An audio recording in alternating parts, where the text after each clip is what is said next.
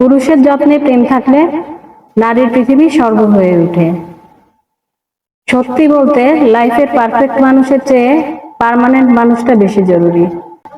একটা সুন্দর মুখায়বের চেয়ে একজন লয়াল মানুষ পাওয়া জীবনে বেশি সৌভাগ্যের।